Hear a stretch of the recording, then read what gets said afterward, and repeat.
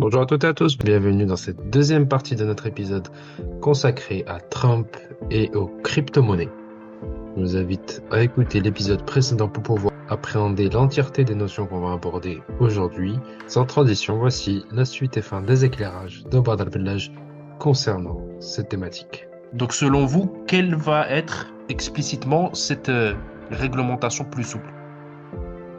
Oui, donc ce sera une réglementation favorable. Donc l'idée, c'est bien sûr de donner un cadre favorable aux opérateurs crypto. Donc c'était ça vraiment le grand problème auparavant. C'était le problème qu'on avait une nuance. Est-ce que les cryptos, c'est des securities?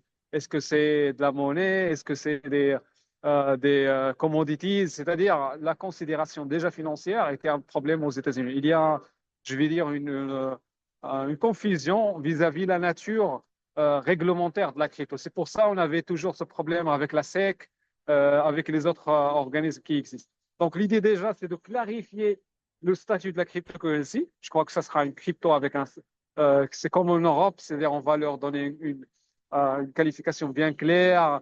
Quand une crypto devient une sécurité ou non, est-ce que Bitcoin et Ethereum et les autres sont des sécurités ou non? C'est-à-dire ces décisions-là qui normalement faisait peur auparavant, parce que c'était ça l'angle d'attaque du SEC.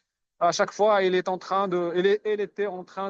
d'attaquer les entreprises comme Ripple ou autres, parce qu'il dit, voilà, vous êtes en infraction de la réglementation qui gère les securities. Donc là, on aura la clarification, et c'est ce que tous les acteurs comme Coinbase ou Ripple ou autres demandaient auparavant, parce qu'il n'y avait pas de clarté dans le cadre juridique américain.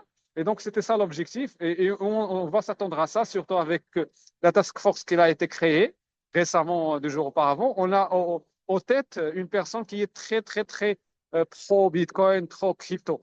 Donc, c'est des gens qui vont, avec bien sûr Elon Musk, avec d'autres acteurs, c'est des gens qui vont pousser pour une réglementation qui reconnaît la crypto, avec une clarification du cadre juridique, de créer un cadre juridique spécial pour les cryptos, de les faire sortir de la main de la SEC. C'est ce que je crois. Généralement, je crois qu'ils vont donner ce projet-là au lieu de le donner au SEC. Donc, il sera en main d'une entité qui est plus petite, qui est la TFT, c'est-à-dire c'est la CFT, qui est une entité qui gère plutôt les commodities, c'est-à-dire les commodities. C'est-à-dire ce pas des securities ou des monnaies. Donc l'idée, c'est une entité qui généralement gère les biens, la réglementation liée aux biens. Et déjà, cette entité-là a une réglementation qui est très favorable. Si jamais on considère que les cryptos, c'est des biens qui sont possédés par les gens, et là, on va sortir de tous les problèmes et toute la complexité du monde des securities qui est très complexe parce que ça impose des murs de protection des utilisateurs. C'est généralement un monde qui est très rigide. Et je crois que c'est là le point, et c'est le point auquel on s'attend. Et je crois que Trump, déjà avec sa mentalité qui est très ouverte, il va aussi encourager cette libéralisation du monde de crypto, comme déjà il l'a fait dans son mandat passé avec les banques.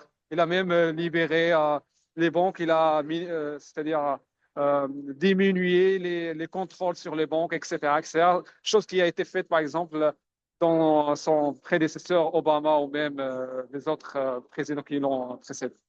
Ce nouveau changement, je voulais juste avoir votre avis sur les impacts potentiels sur la politique au Maroc vis-à-vis de la crypto, du Web 3.0. Selon vous, est-ce qu'il y aura un peu d'influence entre la politique américaine menée par Trump sur la crypto et peut-être au Maroc, on va dire une clarification un peu de notre position vis-à-vis de la crypto du Web 3.0? Je crois qu'il y aura un impact direct parce que la première preuve déjà, c'est que ces jouets, par exemple, dans ces sorties, les premières sorties dans lesquelles il était anti-crypto, il reprenait toujours les propos, par exemple, du président du SEC ou la Banque fédérale ou la Banque de réserve américaine. Donc l'idée, c'est que, ou la Fed, c'est-à-dire c'est quelqu'un qui normalement prenait comme exemple les Américains. Donc les Américains, c'est l'exemple de tout le monde, c'est pas que le Maroc. Et donc déjà, ce changement de position va aussi avoir des applications sur la mentalité marocaine, donc surtout des autorités. Deuxième chose, c'est que M. Trump a bien sûr une force médiatique, donc les décisions qu'il est en train de faire, bien sûr, sont suivies de très près. Et cette décision de favoriser, bien sûr, une réglementation, ou plutôt lancer une réglementation favorable pour les cryptos, ou même se positionner comme un pays de crypto, comme l'a dit euh, Trump, c'est-à-dire de rendre l'Amérique Crypto Nation, ou même le fait de créer une réserve nationale, quelque chose qui atteint directement euh, les autorités financières. Donc, je crois que toutes les autorités marocaines vont suivre ces décisions-là, vont se mettre ou se positionner ou se demander pourquoi une telle personne est en train de faire de telles décisions. Et ça va bouleverser cette mentalité qui croyait toujours que une réglementation rigide des cryptos ou une interdiction des cryptos, c'est la bonne décision. C'est-à-dire, c'est quelqu'un qui est en train de nous montrer un nouveau chemin et de le tester. Et c'est quelqu'un qui va bien sûr investir et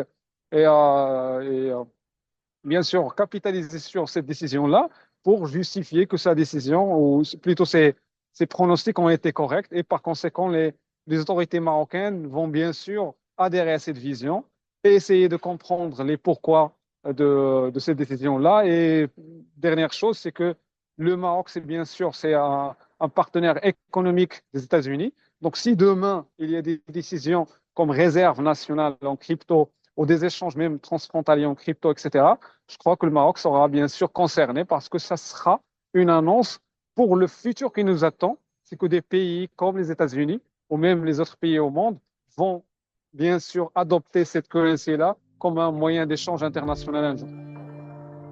Merci beaucoup, Si Badr Blelaj, pour tous Ah, ces éclairages.